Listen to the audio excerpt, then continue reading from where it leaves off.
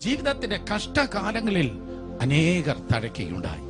അങ്ങനെ ജീവിതത്തിന്റെ ക്രൈസിസിന്റെ നടുവിൽ, കഷ്ടതയുടെ നടുവിൽ അത് തഴച്ചതായ ഒരു വ്യക്തിയെക്കുറിച്ച് ഹ്രസ്വമായി ഈ സ്തോത്രം ദിവസത്തിൽ നിങ്ങളോട് പറവാൻ ദൈവകൃപയിൽ ശരണപ്പെടുന്നു. പലരും വളർന്നത് അവരുടെ നല്ല കാലത്തല്ല.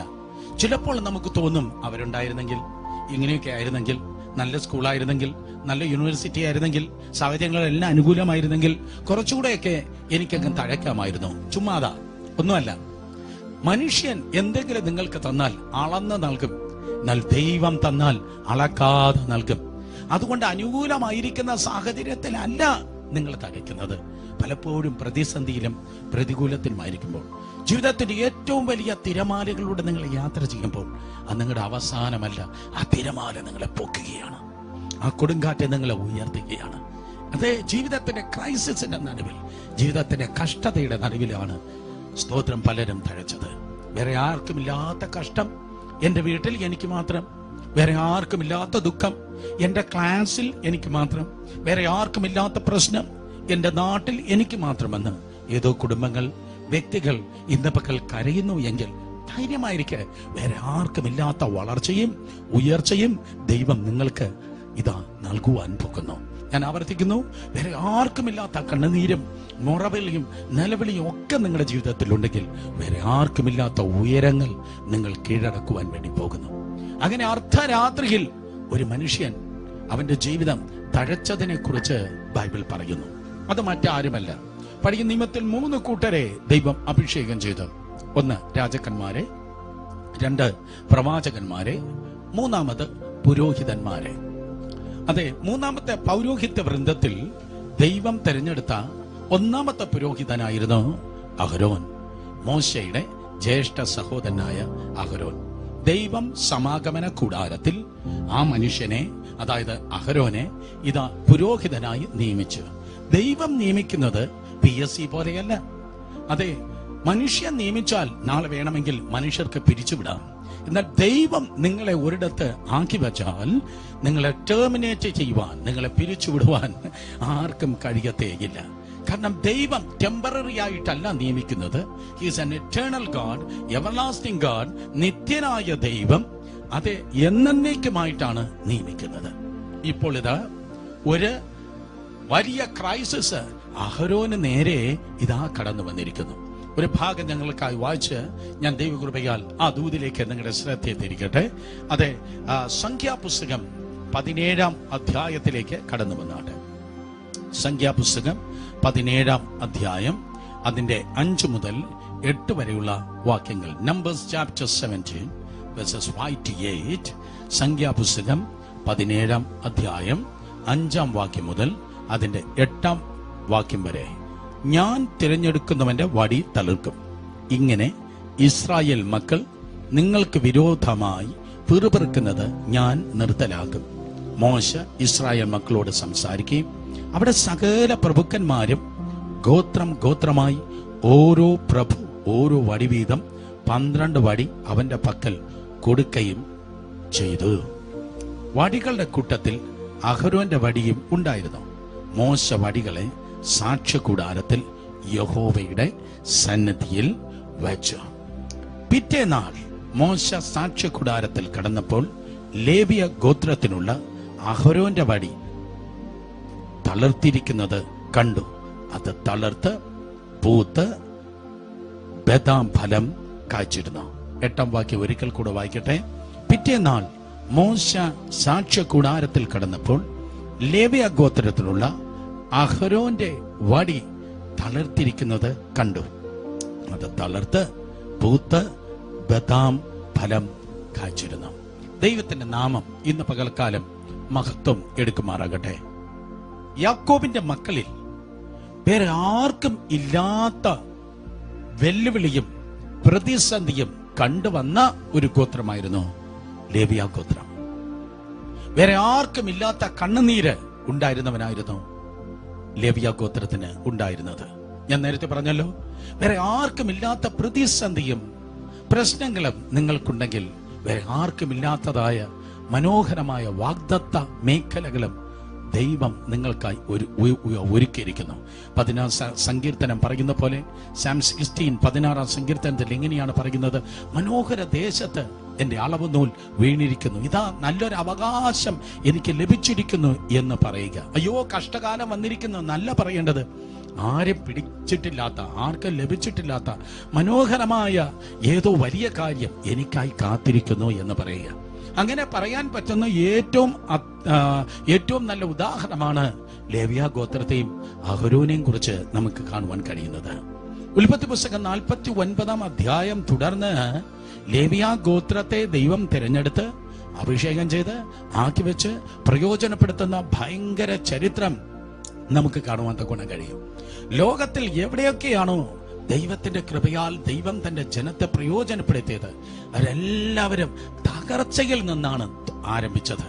അതെ, അടഞ്ഞ പാത്രങ്ങളെയല്ല ദൈവം ഉപയോഗിച്ചത്, ഉടഞ്ഞ പാത്രങ്ങളെയാണ് ദൈവം ഉപയോഗിച്ചത്. നിങ്ങളുടെ കൂടുകൾ ഉലയുമ്പോൾ, നിങ്ങളുടെ ജീവിതത്തിന്റെ പല ഭാഗങ്ങൾ ഉടയുമ്പോൾ മനസ്സിലാക്കുക, ദൈവം നിങ്ങളെ ഉപയോഗിപ്പാൻ പോകുന്നു. എങ്ങനെയാണ് അഹരോനെ ദൈവമായ കർത്താവ് തെരഞ്ഞെടുത്ത് ഉപയോഗിച്ചു തുടങ്ങിയത്? എവിടെ വെച്ചാണ്? ഇതാ യാക്കോബിന്റെ ഭവനത്തിൽ ഒരു കുടുംബയോഗം ഒരു ദിവസം നടക്കുകയാണ്. ഉൽപ്പത്തി പുസ്തകം 49 അധ്യായത്തിൽ നിങ്ങൾക്ക് കാണുവാൻ കഴിയും. വളരെ ബൃഹത്തായ നിലയിൽ, വളരെ പ്രാധാന്യം അർഹിക്കുന്ന രീതിയിൽ യാക്കോബ് തന്റെ മക്കളെ മുഴുവൻ ഇതാ വിളിച്ചുകൂട്ടി ഒരു കുടുംബയോഗം നടത്തുന്നു. ആ ദേശത്തിന്റെ പ്രമുഖർ വന്നിട്ടുണ്ട്, 100 കണക്കിന് വേലക്കാരുണ്ട്. നമ്മുടെയൊക്കെ നാട്ടിൽ ഒരു കല്യാണം നടക്കുന്നത് പോലെ, അതെ ഇപ്പോഴല്ല, നേരത്തെയൊക്കെ കല്യാണം നടക്കുന്ന പോലെ 100 കണക്കിന് ആൾക്കാർ കൂടി വന്നതായ ആ സന്ദർഭത്തിൽ ഇതാ വളരെ പ്രധാനപ്പെട്ട ഒരു ഫംഗ്ഷൻ നടക്കുകയാണ്. എന്താ ഫംഗ്ഷൻ, എന്താ പരിപാടി എന്നവിടെ നടക്കുന്നത്? അതെ, യാക്കോബ് ഇതാ വയസ്സായിരിക്കുന്നു. യാക്കോബ് അടുത്ത തലമുറയെ അനുഗ്രഹിപ്പാൻ വേണ്ടി പോകുകയാണ്. മാത്രമല്ല അവിടെ നമുക്ക് കാണുവാൻ തക്കോണം കഴിയുന്ന യോസെഫ് ജീവിച്ചിരിക്കുക. യോസെഫ് പ്രധാനമന്ത്രിയാണ്. അപ്പൊ പ്രധാനമന്ത്രിയുടെ അപ്പൻ വിളിച്ചുകൂട്ടിയ യോഗത്തിൽ ദേശത്തിന്റെ പ്രമുഖന്മാർ അനേകർ വന്നിട്ടുണ്ട്. അതെ, അങ്ങനെ വളരെ നല്ലൊരു ജനക്കൂട്ടത്തിന്റെ മധ്യത്തിൽ യാക്കോബ് മരിക്കുന്നതിന് തൊട്ടു മുൻപ് തന്റെ മക്കൾക്ക് അനുഗ്രഹം കൊടുക്കാൻ വേണ്ടി ആഗ്രഹിച്ചു. അത് ആ കുടുംബത്തിൽ ദൈവം നൽകിയ പദ്ധതിയാണ്. തലമുറയായി അനുഗ്രഹം കൈമാറുന്നു. അബ്രഹാമിൽ നിന്ന് അനുഗ്രഹം ഇസഹാക്കിലേക്ക് വന്നു, ഇസഹാക്കിൽ നിന്ന് ഇപ്പോൾ യാക്കോബിലേക്ക് വന്നു. യാക്കോബ് തന്റെ മക്കൾക്ക് കൊടുക്കാൻ വേണ്ടി മക്കളെ അനുഗ്രഹിക്കാൻ വേണ്ടി ഇതാ തയ്യാറായിരിക്കുകയാണ്. യാക്കോബ് പ്രത്യേക വസ്ത്രമൊക്കെ ധരിച്ചിരിക്കാം. തന്റെ പുത്രന്മാരും വിശിഷ്ട വസ്ത്രങ്ങളൊക്കെ ധരിച്ച് ഇതാ അപ്പനിൽ നിന്ന് ദൈവത്തിന്റെ അനുഗ്രഹം പ്രാപിപ്പാനായി അവരിതാ ഒരുങ്ങിയിരിക്കുന്നു. ഞാൻ ഈ ദിവസത്തിലും ദൈവത്തിന്റെ കൃപയാൽ പറയട്ടെ, നിങ്ങളുടെ മക്കളെല്ലാവരും വീട്ടിലുണ്ട്, മാതാപിതാക്കളും വീട്ടിലുണ്ട്. വീട്ടിൽ ചിലപ്പോ അതേ ഫ്രിക്ഷനും വഴക്കും ഒക്കെ ഉണ്ടാകാൻ ചാൻസ് ഉണ്ട്. പക്ഷെ മക്കളെ ശപിക്കരുത്, മക്കളെ അനുഗ്രഹിക്കണം. അതേസമയത്ത് മക്കളെ നോക്കി പറയട്ടെ, 100% മാതാപിതാക്കളെ അനുസരിക്കണം. 100% മാതാപിതാക്കളെ അനുസരിക്കണം. മാതാപിതാക്കൾ പറയുന്നത് അനുസരിച്ച് കീഴടങ്ങി ജീവിക്കണം. സോ അതാണ് അനുഗ്രഹം.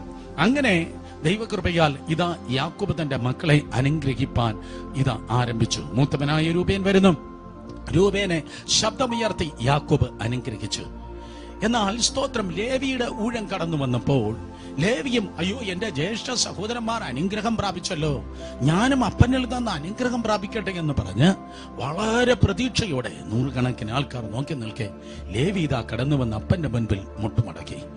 മറ്റു മക്കളെ ഏത് ശബ്ദത്തിലാണോ യാക്കോബ് അനുഗ്രഹിച്ചത്, അതേ ശക്തിയിലും ശബ്ദത്തിലും യാക്കോബ് ലേവിയെ ശപിച്ചു. എന്നാൽ ലേവി ഇതാ അപ്പന്റെ മുൻപിൽ ശപിക്കപ്പെട്ടു. അവൻ പറയുകയാണ്, ലേവിയുടെ ഉഗ്രകോപം ശപിക്കപ്പെട്ടത്. കുടുംബത്തിന്റെ നടുവിൽ വെച്ച്, മറ്റുള്ള മുൻപിൽ വെച്ച് പരസ്യമായി അപ്പൻ അവനെ ശപിച്ചു. പരസ്യത്തിൽ അവൻ ശപിക്കപ്പെട്ടു. സഹോദരങ്ങളെ, പരസ്യമായി ലേവി ശപിക്കപ്പെട്ടപ്പോൾ അവന്റെ ഹൃദയം തകർന്നു. അയ്യോ, എന്റെ അപ്പൻ എന്നെ ശപിച്ചു. രഹസ്യത്തിലല്ല, പരസ്യത്തിൽ എന്നെ ശപിച്ചിരിക്കുന്നു. ഒരുപക്ഷെ ഇന്ന് പകൽക്കാലം നിങ്ങൾ ചിലർ പറയുമായിരിക്കും, അത് എൻ്റെ അനുഭവമാണ്, അത് ജീവിത സാക്ഷ്യമാണ്. ഞാൻ പറയട്ടെ, ഏത് വ്യക്തിയാകട്ടെ, അത് പാസ്റ്ററാകട്ടെ, പ്രവാചകനാകട്ടെ, അപ്പനാകട്ടെ, അമ്മയാകട്ടെ, ടീച്ചറാകട്ടെ, സമൂഹത്തിലുള്ള ആരെങ്കിലും ആകട്ടെ, ആന്റിയോ അങ്കിളോ ആരുമാകട്ടെ, മനുഷ്യൻ നിങ്ങളെ കൊള്ളത്തില്ലെന്ന് പറഞ്ഞ് ശപിച്ച് മാറ്റുമ്പോൾ, when man rejects, God selects. മനുഷ്യൻ നിങ്ങളെ തള്ളുമ്പോൾ ദൈവം നിങ്ങളെ താങ്ങുന്നു. മനുഷ്യൻ നിങ്ങളെ തള്ളുമ്പോൾ ദൈവം നിങ്ങളെ തിരഞ്ഞെടുക്കുന്നു. നിങ്ങൾ തള്ളപ്പെട്ടിരിക്കുന്നു എങ്കിൽ, ആരെങ്കിലും ഇന്നാളുകൾ നിങ്ങളെ തള്ളിയിരിക്കുന്നെങ്കിൽ, ഏതെങ്കിലും വിധത്തിൽ ഏതെങ്കിലും വ്യക്തികൾ നിങ്ങളെ തള്ളിയിരിക്കുന്നുവെങ്കിൽ, ദൈവം ഇതാ നിങ്ങളെ തിരഞ്ഞെടുക്കുകയാണ്. ദൈവം നിങ്ങളെ എന്തിനു വേണ്ടി തിരഞ്ഞെടുക്കുന്നു? ഇന്നലകളിൽ ആരിലൂടെയോ നടന്നതിന്റെ ആവർത്തനത്തിന് വേണ്ടിയല്ല ദൈവം നിങ്ങളെ തിരഞ്ഞെടുക്കുന്നത്. പകരം ഇതുവരെ ആരിലൂടെ നടന്നിട്ടില്ലാത്തത്, ഒരു പാസ്റ്ററെ കണ്ടിട്ടില്ലാത്തത്, ഒരു സംഘടനയിൽ വെളിപ്പെട്ടിട്ടില്ലാത്തത്, ഭൂമിയിൽ ഇതുവരെ ഉണ്ടായിട്ടില്ലാത്ത വലിയൊരു ചരിത്രത്തിന് വേണ്ടി ദൈവം നിങ്ങളുടെ ജീവിതത്തെ ഇതാ തിരഞ്ഞെടുത്തിരിക്കുന്നു.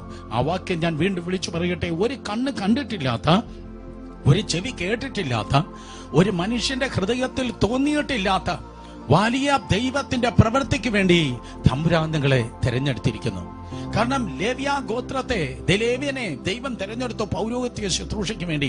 അതുവരെ പൗരോഹിത്യ ശുശ്രൂഷ ഇല്ല, അതുവരെ ഇല്ലാത്ത ഒരു കാര്യത്തിന് വേണ്ടി ദൈവം തെരഞ്ഞെടുത്തതുപോലെ 2020 മാർച്ച് 23 നിങ്ങൾ നോക്കി പരിശുദ്ധാത്മാവ് പറയുന്നു, കുഞ്ഞേ, ഇതുവരെ ഇല്ലാത്തതായ ഒരു കാര്യത്തിന് വേണ്ടി, ഇതുവരെ ഭൂപരപ്പിൽ നടന്നിട്ടില്ലാത്തത്, സൈന്യത്താനുമല്ല ശക്തിയാലുമല്ല, ദൈവത്തിന്റെ ആത്മാവിനാൽ നിന്നിലൂടെ നടക്കേണ്ടത് വേണ്ടി ദൈവം നിന്നെ തെരഞ്ഞെടുത്തിരിക്കുന്നു.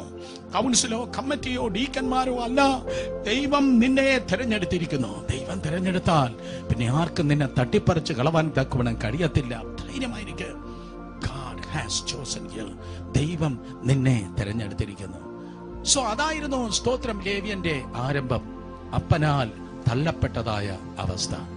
സോ അപ്പന്റെ ശാപം ആ ലേവിയുടെ മേൽ വന്ന് അവന്റെ സന്തോഷം മുഴുവൻ പോയി.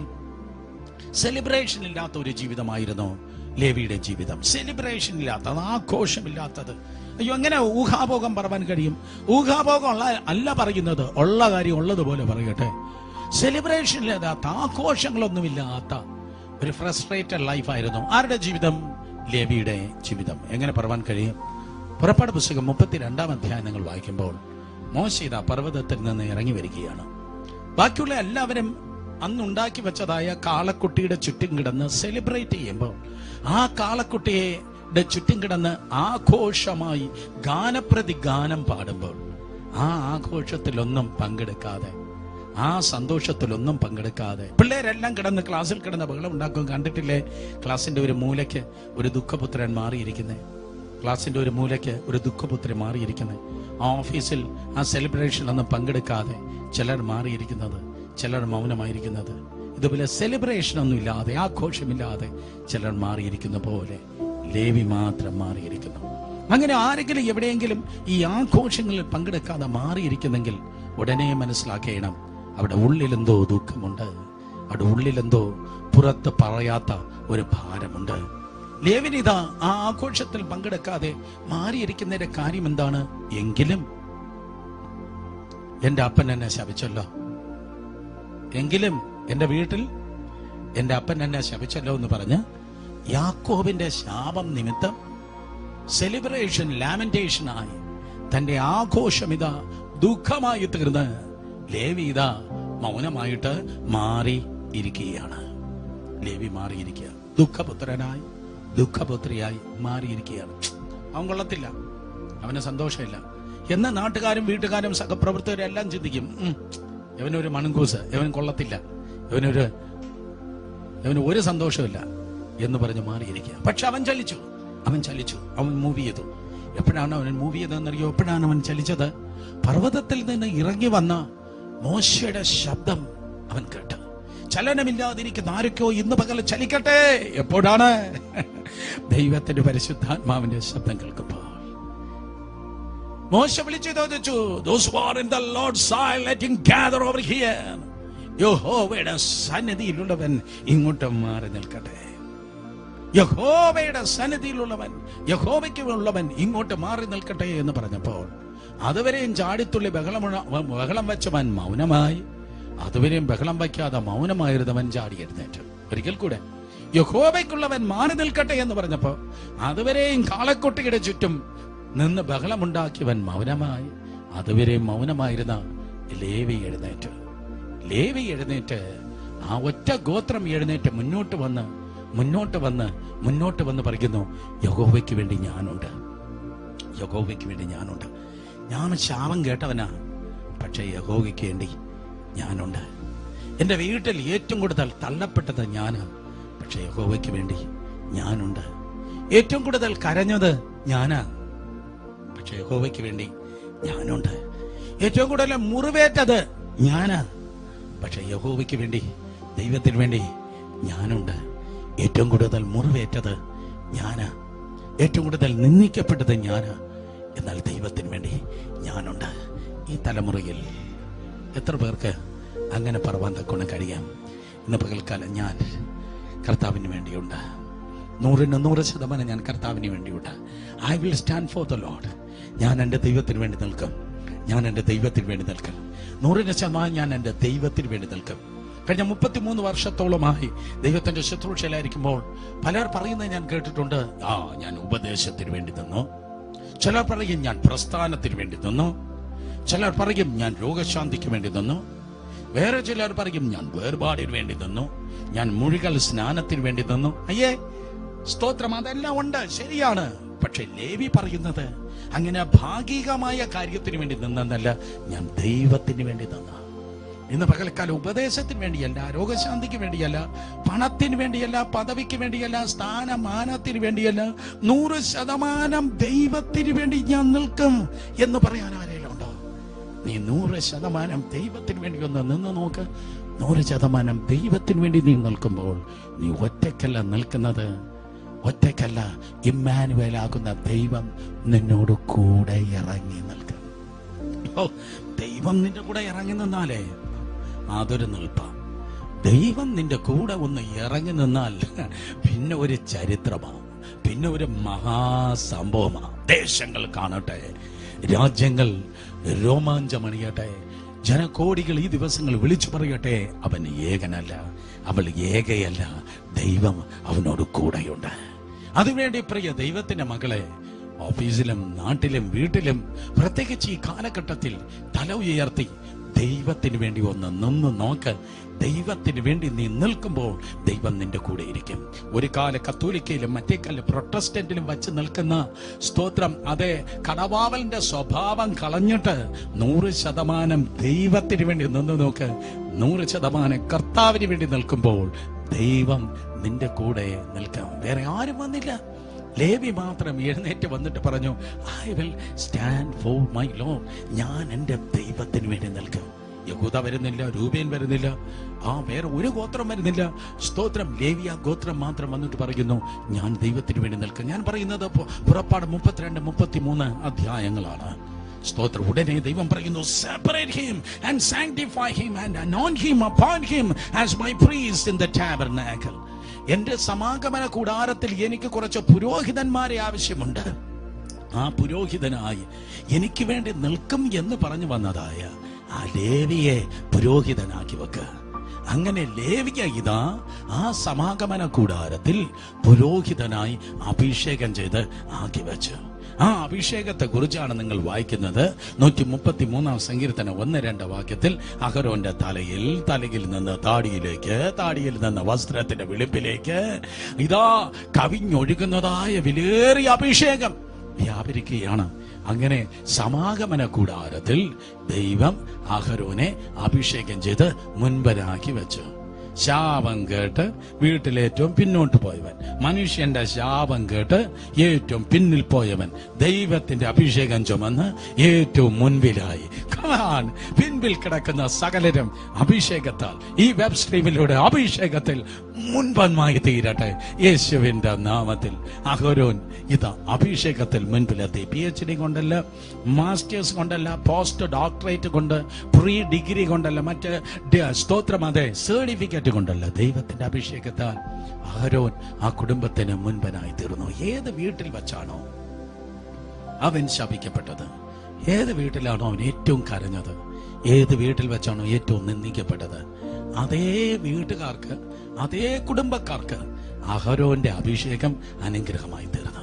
ഞാൻ നിങ്ങളെ നോക്കി യേശുവിന്റെ നാമത്തിൽ പ്രവചിക്കട്ടെ.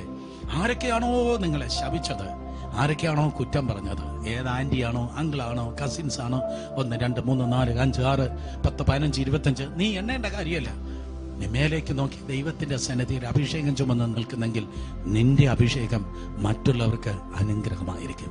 നിന്റെ അഭിഷേകം നിന്റെ കുടുംബക്കാരുടെ മുഖങ്ങളെ തകർക്കും. നിന്നെ മറ്റുള്ളവർക്ക് ഒരു അനുഗ്രഹമായി ദൈവം തീർക്കും. അഹരോനത് സംഭവിച്ചു. അഹരോൻ ആ കുടുംബത്തിന് അനുഗ്രഹമായി തീർന്നു. പക്ഷേ അഹരോന് പറവാനൊരു സാക്ഷ്യമുണ്ട്. സ്തോത്രം, എന്റെ തുടക്കം നല്ലതല്ല, ഈ ലെവലിൽ ഇന്ന് എനിക്ക് ശുശ്രൂഷയുണ്ട്, പ്ലാറ്റ്ഫോമുണ്ട്, അഭിഷേകമുണ്ട്. പക്ഷേ ഞാൻ എൻ്റെ കുടുംബത്തിൽ വെറുക്കപ്പെട്ടവനാണ്, ഞാൻ ശപിക്കപ്പെട്ടവനാണ്. Okay, thank God for that anointing. അഭിഷേകത്തിനായി സ്തോത്രം. ആ ശുശ്രൂഷയുടെ അഭിഷേകം ചുമന്ന പൗരോഹിത്യ ശുശ്രൂഷ ചുമന്ന് അഹരോൻ കൂടാരത്തിൽ ശുശ്രൂഷിക്കുന്നു. അപ്പോൾ ദൈവം പറയുകയാണ്, ബാക്കിയുള്ള സകല ഗോത്രങ്ങളെ നോക്കി ദൈവം പറയുന്നു, ഓരോ ഗോത്രങ്ങൾക്ക് ഓരോ അവകാശമുണ്ട്. ചില ഗോത്രത്തെ നോക്കി പറഞ്ഞു, ആ കുന്നിൻ ചരിവ് നിനക്കുള്ളതാണ്. വേറെ ചില ഗോത്രത്തെ നോക്കി ദൈവം പറഞ്ഞു, ആ പുൽപ്രദേശം നിനക്കുള്ളതാണ്. വേറെ ചിലരെ നോക്കി ദൈവം പറഞ്ഞു, ആ സമനില നിനക്കുള്ളതാണ്. മറ്റൊരു ഗോത്രത്തെ നോക്കി പറഞ്ഞു, ആ തീരപ്രദേശം നിനക്കുള്ളവനാണ്. പക്ഷെ ശാപം കേട്ട് നിനക്ക് വേണ്ടി നിൽക്കും കർത്താവേ എന്നൊക്കെ പറഞ്ഞ് ഇറങ്ങി വന്ന എല്ലാ ദിവസവും രാവിലെ സമാഗമന കൂടാരത്തിൽ ശുശ്രൂഷിക്കുന്ന അഹരോന് മാത്രം ദൈവം ഒന്നും കൊടുത്തില്ല. ബാക്കിയുള്ളവർക്കും ഏക്കറും ഹെക്ടറും കൊടുത്തപ്പോ, ബാക്കിയുള്ളവർക്ക് വാഗ്ദത്ത ദേശത്തിന്റെ അവകാശം കൊടുത്തപ്പോ, ലേവ്യന് മാത്രം, അഹരോന്യ ഗോത്രമായ ലേവ്യ ഗോത്രം, പൗരോഹിത്യ ഗോത്രത്തെ മാത്രം ദൈവം ഒന്നും കൊടുത്തില്ല. ഞാനിങ്ങനെ ചിന്തിക്കുക, ആ പൗരോഹിത്യ ഗോത്രമായ അഹരോന്യ ഗോത്രത്തിന്റെ മുഖം വാടി കാണാം. അവന് കൊടുത്തു, യവന് കൊടുത്തു, മറ്റവനൊക്കെ വാഗ്ദത്ത ദേശം ഭൗതികമായി പലതും കൊടുത്തു.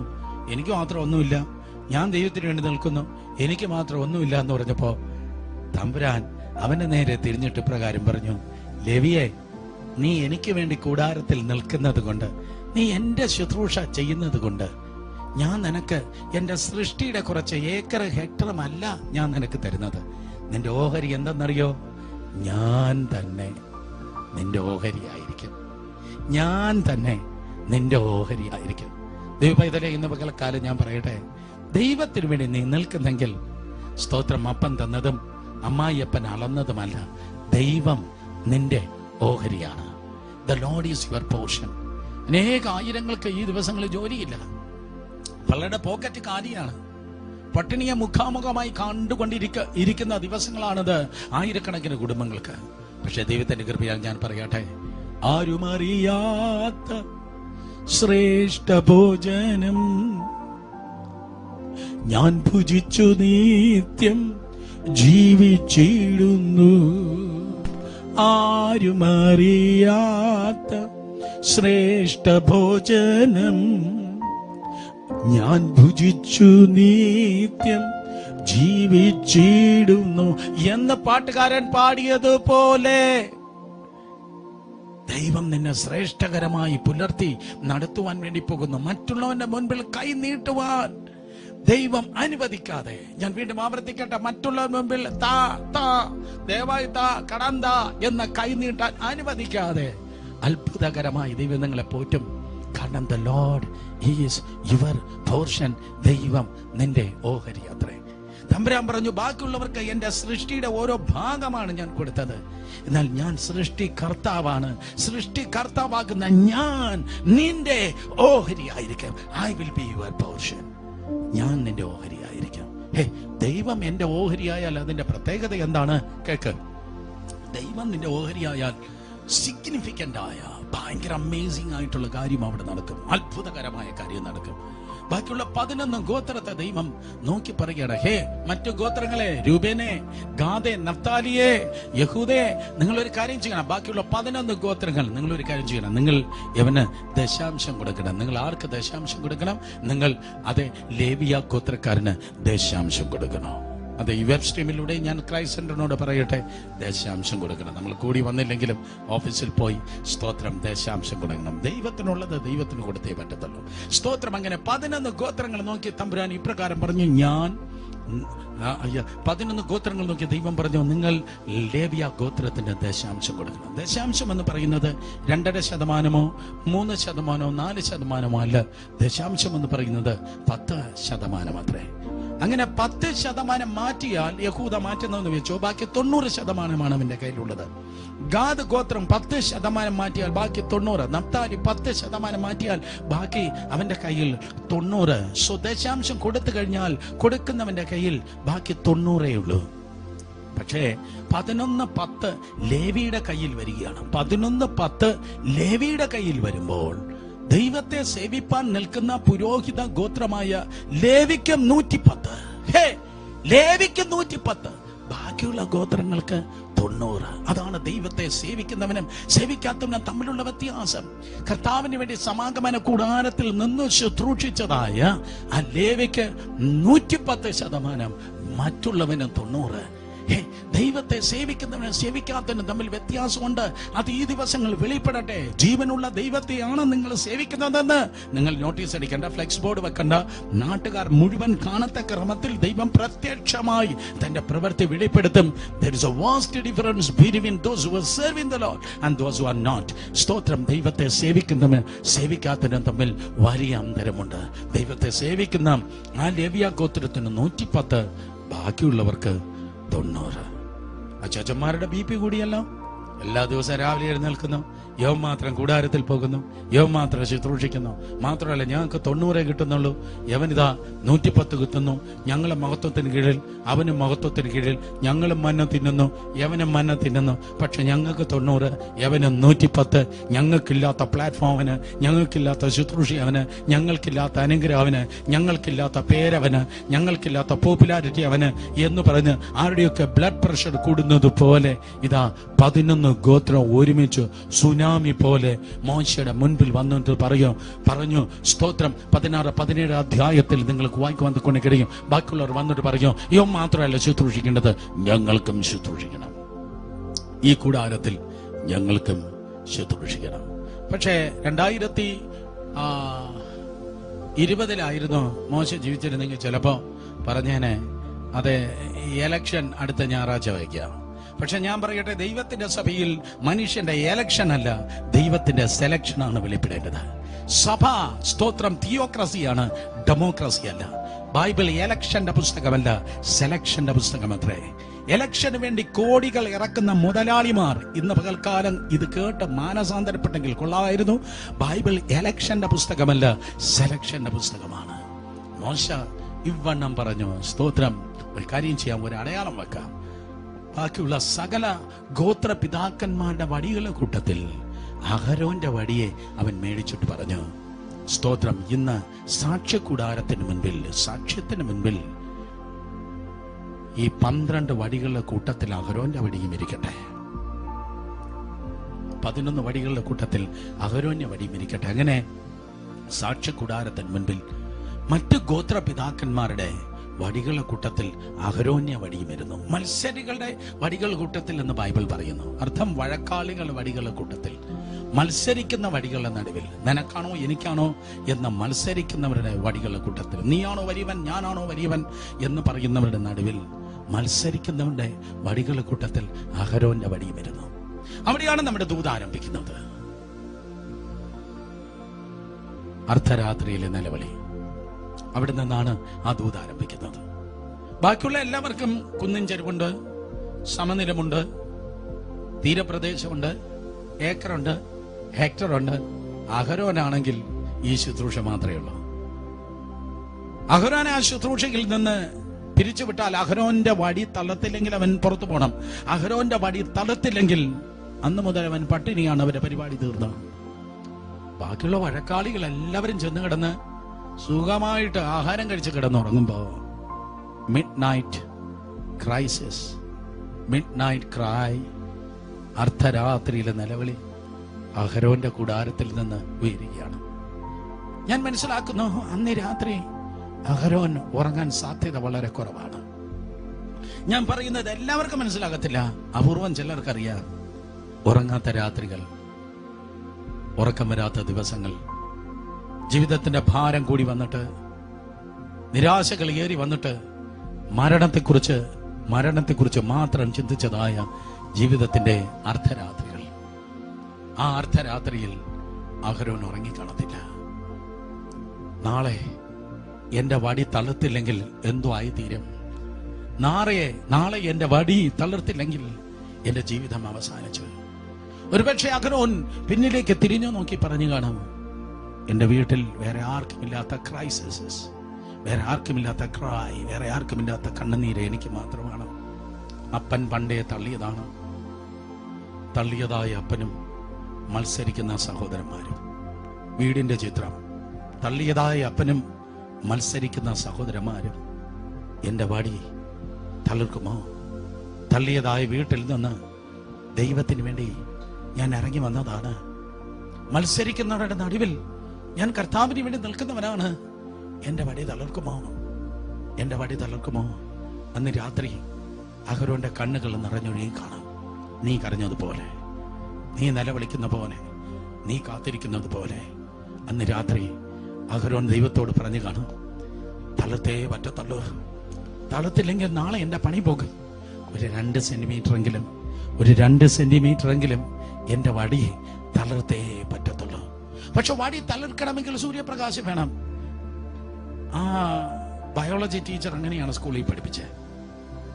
സസ്യം തളർക്കണമെങ്കിൽ സൂര്യപ്രകാശം വേണം. പക്ഷെ ഇപ്പൊ അഹരോൻ പറയും, ഇപ്പൊ സൂര്യപ്രകാശം ഇല്ല, സൂര്യൻ അസ്തമിച്ചു, ഇപ്പൊ മിഡ് നൈറ്റ് ആണ്, എന്റെ രാത്രിയാണ്, വടി തളർക്കാൻ സാധ്യതയില്ല. മാത്രമല്ല, ഈ വടി വെട്ടിയെടുത്തിട്ട്, ആ ബദാമിൽ നിന്ന് വെട്ടിയെടുത്തിട്ട് വർഷങ്ങളായി. ഇത് ഉണങ്ങിയ വടിയാണ്, ഇത് അങ്ങേയറ്റം ഉണങ്ങിക്കിടക്കുകയാണ്, ഇത് അങ്ങേയറ്റം ഉണങ്ങിയതാണ്. മാത്രമല്ല, സൂര്യനില്ല, സാഹചര്യം മോശമാണ്, സൂര്യൻ അസ്തമിച്ചു കഴിഞ്ഞു, മിഡ് നൈറ്റ് ആണ്, രാത്രിയാണ്, സാഹചര്യം മോശമാണ്, സാഹചര്യങ്ങൾ മുഴുവൻ അസ്തമിച്ചു, എല്ലാം ലോക്ക്ഡൌൺ ആയി പോയി, എല്ലാ വാതിലുകളും അടഞ്ഞു കിടക്കുകയാണ്, സാഹചര്യം മോശമാണ്, സൂര്യപ്രകാശമില്ല, വളമിടാൻ ആളില്ല, വെള്ളമൊഴിക്കാൻ ആളില്ല, എല്ലാവരും ഉറക്കമാണ്, ഒന്നുമില്ല, മുഴുവൻ ലോക്ക്ഡൌൺ ആണ്. ഈ ലോക്ക്ഡൌണിന്റെ നടുവിൽ ഒരു ഉണങ്ങിയ വടി മാത്രമാണ് എനിക്കുള്ളത്. ഈ വടി തളർക്കണമെന്നാ പറയുന്നത്. അതൊരു മിറക്കിൾ വേണം, എനിക്കൊരു മിറക്കിൾ വേണം, എനിക്കൊരു അത്ഭുതം വേണം. അതൊരു നാച്ചുറൽ അല്ല, ഒരു സൂപ്പർ നാച്ചുറലായ ഒരു അത്ഭുതം എനിക്ക് വേണം. ഇല്ലെങ്കിൽ നാളെ എന്റെ പണി പാളും, നാളെ മുതൽ എനിക്ക് പട്ടിണിയാണ്. ദൈവത്തിന് വേണ്ടി ഇറങ്ങി വന്നതാ, ഒറ്റയ്ക്ക് ഇറങ്ങി വന്നതാ, ഒത്തിരി നിന്ദിക്കപ്പെട്ടതാ, ഒത്തിരി പരിഹസിക്കപ്പെട്ടതാ, ഒത്തിരി ശാപം കേട്ടതാ. പക്ഷെ എനിക്ക് ഈ ക്രൈസിസിൽ, ഈ മിഡ് നൈറ്റ് ക്രൈസിസിൽ എനിക്കൊരു അത്ഭുതം നടന്നേ പറ്റത്തുള്ളൂ. അന്ന് രാത്രി തിരിഞ്ഞും മറിഞ്ഞും കിടന്ന് അഹരോൻ ദൈവത്തിന്റെ മുൻപിൽ നിലവിളിച്ചു കാണും, ഒന്ന് തളർക്കണേ, അല്പം തളർക്കണമേ, അല്പം തളർക്കണമേ. സഹോദരങ്ങളെ, നിങ്ങൾ നിലവിളിക്കുന്നത് പോലെ. പക്ഷെ ഞാൻ ദൈവത്തിന്റെ കൃപയാൽ വിളിച്ചു പറയട്ടെ, എന്നും രാത്രിയല്ല, എപ്പോഴും രാത്രിയല്ല. ഈ രാത്രിക്ക് ഒരു അറുതിയുണ്ട്, ഈ ദുഃഖത്തിന് ഒരു അവസാനമുണ്ട്, ഈ കണ്ണുനീരിന് ഒരു അവസാനമുണ്ട്, ഈ നിന്ദയ്ക്കും അപമാനത്തിനും ഒരവസാനമുണ്ട്. ഒരു രാത്രിയിൽ ഒരു വൈകുന്നേരത്തെ നിന്റെ സൂര്യൻ ജീവിതത്തിന്റെ ചക്രവാളത്തിൽ അണയുന്നത് നീ കണ്ടു എങ്കിൽ, പടിഞ്ഞാറ് നിന്റെ സൂര്യൻ അസ്തമിച്ചു എങ്കിൽ, കിഴക്ക് നിന്റെ സൂര്യൻ ഉദിക്കുന്നതും ദൈവത്തിന്റെ കൃപയാൽ നീ കാണുവാൻ പോകുന്നു. എല്ലാറ്റിനും ഒരു പരിധി ദൈവം വച്ചിട്ടുണ്ട്. താങ്ങാൻ കഴിയാത്ത ദുഃഖം ദൈവം തരികയില്ല. സ്തോത്രം. അതെ, നിന്റെ കപ്പാസിറ്റി ദൈവത്തിന് അറിയാം. താങ്ങാൻ കഴിയാത്തതായ ദുഃഖം തമ്പുരാൻ ഒരിക്കലും അനുവദിക്കയില്ല. എന്താ സംഭവിച്ചത്? കിഴക്ക് സൂര്യൻ പിറ്റേ ദിവസം രാവിലെ ഉദിക്കുമ്പോ 30 ലക്ഷം ഇസ്രായേൽ മക്കളുണ്ട്. അവർ ചാടി എഴുന്നേൽക്കുകയാണ്. അവർക്ക് ഒരേ ഒരു കാര്യം അറിയണം, ആരാ ഞങ്ങളുടെ പുതിയ പുരോഹിതൻ, ആരെയാ ദൈവം നിയമിച്ചിരിക്കുന്നത്. ആ നിയമനം, സ്തോത്രം, ടെമ്പററി അല്ല, പെർമനന്റ് ആയി ആരെയാണ് ദൈവം നിയമിച്ചിരിക്കുന്നത് എന്നവർക്ക് അറിയണം. സകലരും ഇതാ ഓടി വരുമ്പോൾ ഒരത്ഭുതം കാണുന്നു. ലേവ്യ ഗോത്രത്തിൽ അഹരോന്റെ വടി മാത്രം തളർത്തിരിക്കുന്ന, ലേവ്യ ഗോത്രത്തിൽ അഹരോന്റെ വടി മാത്രം തളുത്തിരിക്കുന്നു. ബൈബിൾ പറയുന്നത് ദൈവം തിരഞ്ഞെടുക്കുന്നവന്റെ വടി തളിർക്കുമെന്നാണ്. ദൈവം തിരഞ്ഞെടുത്തതായ അഹരോന്റെ വടി ഇതാ തളിർത്തിരിക്കുന്നു. അത് തളിർക്കുക മാത്രമല്ല സഹോദരങ്ങളെ ചെയ്തത്, അത് തളിർത്തു, അത് പൂത്തു, അത് ഫലവും കായ്ച്ചു. രാത്രിയിൽ അത് തളിർത്തു, അത് പൂത്തു, അത് ഫലം കായ്ച്ചു. തളിർത്ത് പൂത്ത് ഫലം കായ്ച്ചു. സ്തോത്രം. അതെ, അവൻ പ്രാർത്ഥിച്ചത് എന്തായിരിക്കും? അവൻ പ്രതീക്ഷ എന്തായിരിക്കും? അല്പം തളിർക്കണമേ, അല്പം തളിർക്കണമേ, അല്പം തളിർക്കണമേ. ഞാൻ നിങ്ങളെ നോക്കി ഒരു വാണിംഗ് പറയട്ടെ, ഞാൻ നിങ്ങളെ നോക്കി ഒരു മുന്നറിയിപ്പ് പറയട്ടെ. നിങ്ങളുടെ വിശ്വാസമാകുന്ന പ്രാർത്ഥനയുടെ, നിങ്ങളുടെ വിശ്വാസമാകുന്ന പാത്രത്തിന്റെ അളവ് ചെറുതാണ്. നിങ്ങളുടെ വിശ്വാസം, നിങ്ങൾ പ്രതീക്ഷ ഒത്തിരി ചെറുതാണ്. നിങ്ങൾ വിശ്വസിക്കുന്നത് ചെറുതാണ്, നിങ്ങൾ പ്രതീക്ഷിക്കുന്നത് ചെറുതാണ്. പക്ഷെ പ്രാർത്ഥന കേൾക്കുന്നവനായ ദൈവം നീ പ്രതീക്ഷിക്കുന്ന ചെറിയ അളവിലല്ല മറുപടി നൽകുന്നത്. നാം ചോദിക്കുന്നതിനേക്കാൾ, ചിന്തിക്കുന്നതിനേക്കാൾ അത്യന്തം പരമായി പ്രവർത്തിക്കുന്നവനായ ദൈവം ചെറിയൊരു തളിർപ്പ് മാത്രമല്ല നിനക്ക് നൽകുന്നത്. പകരം അഹരോൻ ചോദിച്ചൊരു തളിർപ്പ് മാത്രമായിരുന്നുവെങ്കിൽ ചോദിക്കാത്ത പൂവും ചോദിക്കാത്ത കായും കൂടെ ആ വടിയിൽ ദൈവമായ കർത്താവ് ഇതാ നൽകിയുണ്ടായി. ചോദിച്ചതായ തളിർപ്പ് മാത്രമല്ല, ചോദിക്കാത്ത പൂവും ചോദിക്കാത്ത കായും കൂടെ ദൈവം നൽകി എങ്കിൽ ഈ ക്രൈസിസിന്റെ നടുവിൽ, ഈ ഷഡോന്റെ നടുവിൽ, വാതിലുകൾ അടഞ്ഞു കിടക്കുമ്പോൾ, നിന്റെ സൂര്യന്മാരെല്ലാം അസ്തമിച്ചപ്പോൾ, നിന്റെ പ്രതീക്ഷകൾ മുഴുവൻ മറഞ്ഞപ്പോൾ ദൈവമായ കർത്താവ് പറയുന്നു, യേശുവിന്റെ നാമത്തിൽ നീ ചോദിക്കാത്ത പലതിനു കൂടെ ദൈവത്തിന്റെ ഈ അത്ഭുതം നിന്റെ ജീവിതത്തിൽ വെളിപ്പെടുവാൻ വേണ്ടി പോകുന്നു. ഗെറ്റ് റെഡി, ഒരുങ്ങിക്കോ. യേശുവിന്റെ നാമത്തിൽ സർപ്രൈസുകൾക്ക് വേണ്ടി എന്തുവാ സ്തോത്രം, അതേ പ്രതീക്ഷിക്കാത്ത നന്മകൾക്ക് വേണ്ടി ദൈവത്തിന്റെ കൃപയാൽ ഒരുങ്ങിയാട്. അതെ, ചോദിക്കാത്ത സ്തോത്രം പൂവും ചോദിക്കാത്ത കായും കൂടെ ദൈവമായ കർത്താവ് വടിയിൽ നൽകി. അഹരോന്റെ വടി തളർത്തു, പൂത്തു, ഫലം കായ്ച്ചു. തൃത്വമായി ഒരു 3 കാര്യം ഒരുമിച്ച് നിൽക്കുന്ന പോലെ, പിതാവ്, പുത്രൻ, പരിശുദ്ധാത്മാവ് പോലെ സ്തോത്രം തളർത്തു, പൂത്തു, ഫലം കായ്ച്ചു. തളർത്തു, തളിപ്പിക്കുന്ന പിതാവ്. പൂവ് സ്തോത്രം ശാരോലിന്റെ പനിനീർ പുഷ്പം. പൂവ് സ്തോത്രം ഫലം, ആത്മാവിന്റെ ഫലം.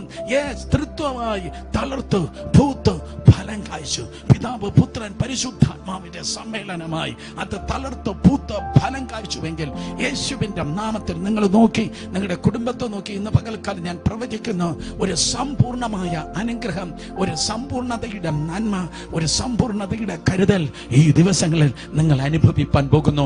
നിങ്ങളെ അത് അനുഭവിക്കത്തുള്ളൂ, നിനക്ക് മാത്രമേ അത് കിട്ടത്തുള്ളൂ. കാരണം നീ മാത്രമാണ് ദൈവത്തെ സേവിപ്പാൻ ഇറങ്ങി വന്നത്.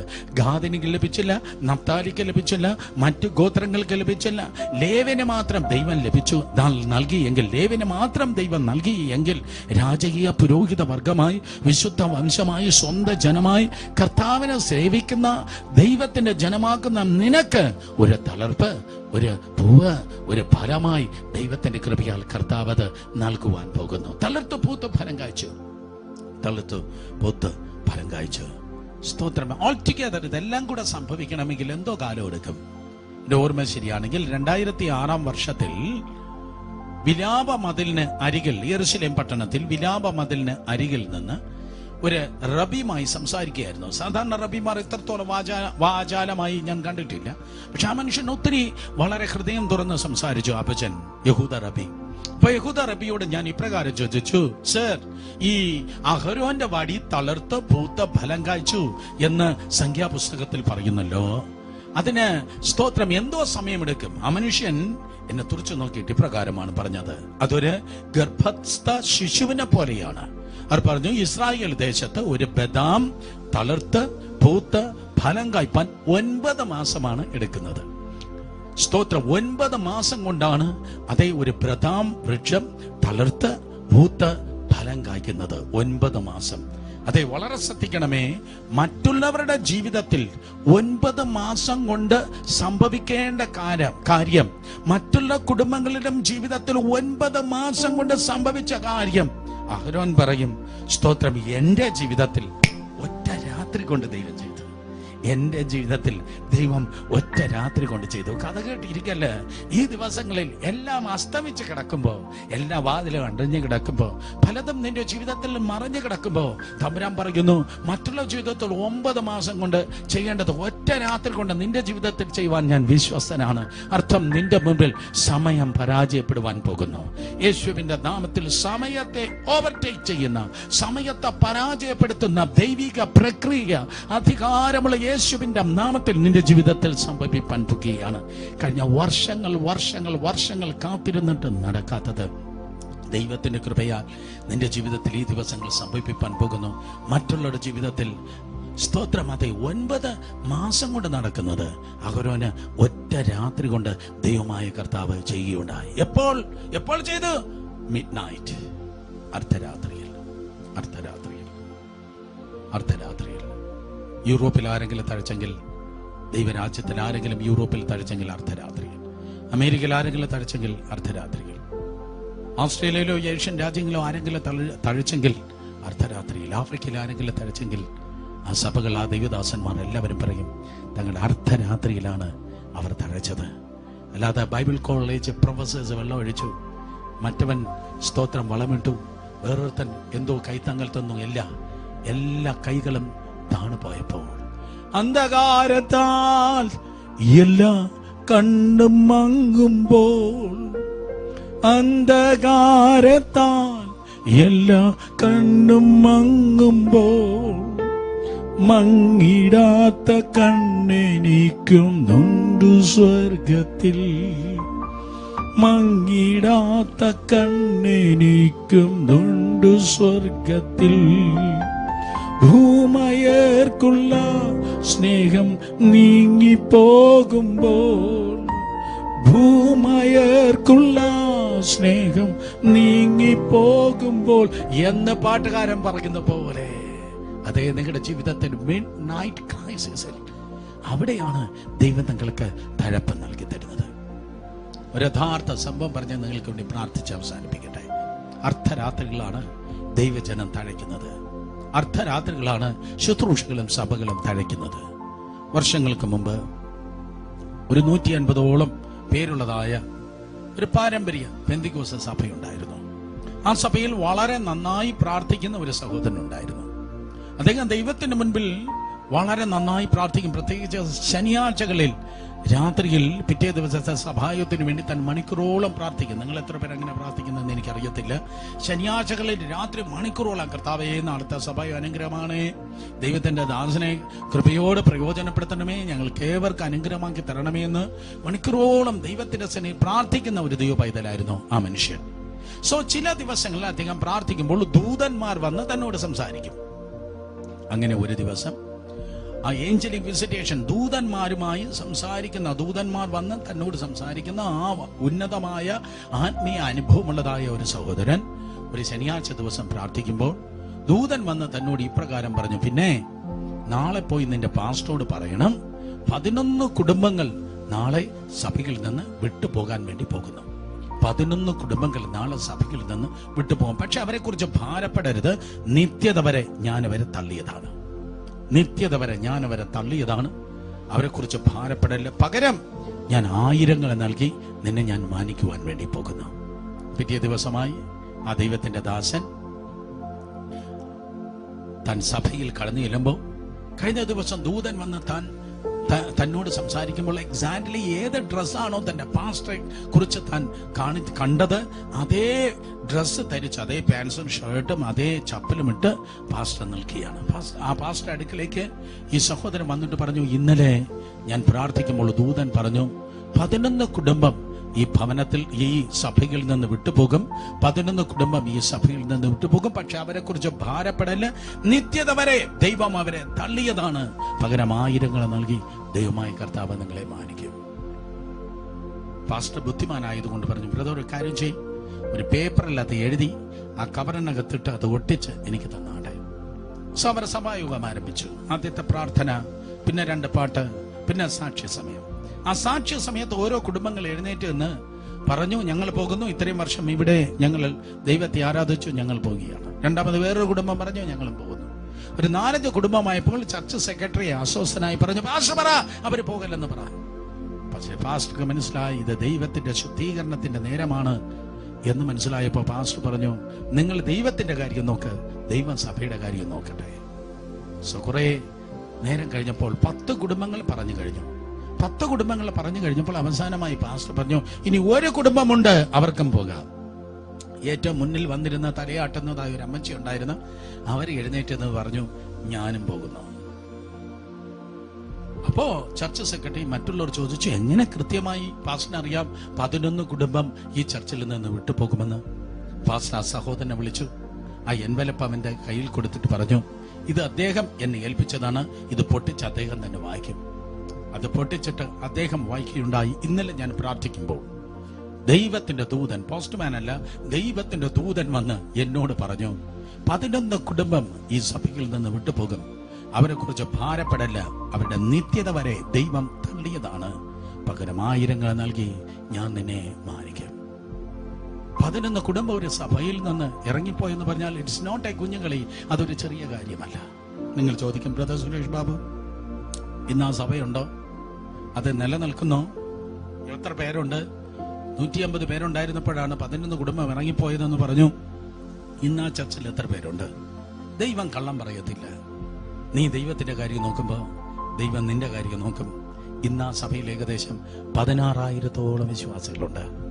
സൗത്ത് ഇന്ത്യയിലെ ആ ചർച്ചിൽ 16,000, 16,000-ഓളം വിശ്വാസികളുണ്ട്. പ്രിയ സഹോദരി സഹോദരന്മാരെ, അർദ്ധരാത്രിയിലാണ് പലരും തഴയ്ക്കുന്നത്. സ്തോത്രം. ബയോളജി ടീച്ചർ പറഞ്ഞത് കള്ളാണ്. ബയോളജി ടീച്ചർ പറഞ്ഞു സൂര്യപ്രകാശം വേണം, ഫോട്ടോസിന്തസിസ് എഫക്റ്റ്. ഫോട്ടോസിന്തസിസ് എഫക്റ്റിലല്ല നീ ഞാനും തഴയ്ക്കുന്നത്. ഈ ലോകത്തിൽ കാണുന്നതായ സൂര്യപ്രകാശത്തിലല്ല നീയും ഞാനും തഴയ്ക്കുന്നത്. ഈ സൂര്യനെ നിർമ്മിച്ച ഒരു നീതി സൂര്യൻ അസ്തമയമില്ലാത്തവനായി നമുക്കായി സ്വർഗത്തിൽ പ്രകാശിക്കുന്നു. ഞാൻ ആവർത്തിച്ചു പറയട്ടെ, ഈ സൂര്യനെ നിർമ്മിച്ച നീതി സൂര്യനാകുന്ന കർത്താവ് അസ്തമയം ഇല്ലാത്തവൻ സ്വർഗത്തിൽ നിനക്കായി ജീവിക്കുന്നു. ഈ സൂര്യൻ അസ്തമിക്കും, പക്ഷേ നീതി സൂര്യൻ ഒരിക്കലും അസ്തമിക്കയില്ല. ജീവിതത്തിൽ ഏറ്റവും സ്തോത്രം ഇരുട്ട് വ്യാപിക്കുമ്പോൾ, എല്ലാം ക്രൈസിസ് എന്ന് തോന്നുമ്പോൾ, ആ പ്രത്യേക സന്ദർഭത്തിൽ നീ തഴയ്ക്കും. അതെ, ദൈവത്തിന്റെ ശോഭയിൽ നീ തഴയ്ക്കും. നിനക്ക് വെള്ളമൊഴിക്കാൻ ആരുമില്ലെങ്കിലും, വളമിടാൻ ആരുമില്ലെങ്കിലും, കൈത്താങ്ങൽ തരാൻ ആരുമില്ലെങ്കിലും, ആശ്വസിപ്പിക്കാൻ ആരുമില്ല. രാത്രിയാണ്, പ്രശ്നമാണ്, വെല്ലുവിളിയാണ്, ശാപമാണ്, അസൂയയാണ്. പക്ഷെ അതിന്റെ നടുവിലും നിനക്കൊരു തഴപ്പുണ്ട്. അഹരോനെ, നീ തഴച്ചത് ഞാൻ ബൈബിളിൽ കണ്ടു. അഹരോനെ, നീ തഴച്ചത് ഞാൻ കണ്ടു. എപ്പോഴാണ് നീ തഴച്ചത്? അപ്പൻ ശപിച്ചു. സഹോദരന്മാർ അസൂയയുമായി ചുറ്റും നിന്ന് കുറ്റം പറയുന്നവരുടെ നടുവിൽ, തുറച്ചു നോക്കിയവരുടെ നടുവിൽ, ശാപം സ്തോത്രം പറഞ്ഞവരുടെ നടുവിൽ അഹരോന്റെ വടി മാത്രം തഴച്ചു എങ്കിൽ ദൈവത്തിന്റെ കൃപയാൽ ഇന്നും സ്തോത്രം നിങ്ങൾ തഴയ്ക്കുവാൻ പോകുന്നു. നിങ്ങളായിരിക്കുന്ന റൂമുകളിൽ പറ്റുമെങ്കിൽ ഒന്ന് എഴുന്നേറ്റ് നിന്ന് ഇന്ന് പകൽക്കാലം ദൈവത്തെ ഒന്ന് ആരാധിച്ചാട്. യേശുവിന്റെ നാമത്തിൽ. ഇത് നിങ്ങൾ തളരുന്ന കാലമല്ല, നിങ്ങൾ തഴയ്ക്കുന്ന കാലമാണ്. ഈ ക്രൈസിസിന്റെ നടുവിൽ, ഈ മിഡ് നൈറ്റ് ക്രൈസിസ് പോലെ സ്തോത്രം പലതും ലോക്ക്ഡൗൺ ചെയ്ത് കിടക്കുന്ന ഈ ദിവസങ്ങളിൽ നിങ്ങൾ തളരേണ്ട ദിവസങ്ങളല്ല. പകരം ദൈവകൃപയാൽ നിങ്ങൾ തഴയ്ക്കുവാൻ പോകുന്നു. കണ്ടിട്ടില്ലാത്ത തളിർപ്പ്, കണ്ടിട്ടില്ലാത്ത പൂവ്, കണ്ടിട്ടില്ലാത്ത കായ് നിങ്ങളുടെ ജീവിതത്തിൽ കർത്താവ് നൽകി തന്ന് സ്തോത്രം, അതേ ദൈവത്തിന്റെ കൃപയാൽ നിങ്ങൾ തഴയ്ക്കുവാൻ വേണ്ടി പോകുന്നു. Thank you Jesus. ഹല്ലേലൂയ. കർത്താവെ, അങ്ങയുടെ വിലയേറിയ തഴയ്ക്കുന്ന അനുഭവം പുതിയ തളിർപ്പുകളായി, പുതിയ പൂവായി, പുതിയ ഫലങ്ങളായി ഈ നിന്റെ മക്കളുടെ ജീവിതത്തിൽ വെളിപ്പെടുമാറാകട്ടെ. Thank you Jesus. അങ്ങനെ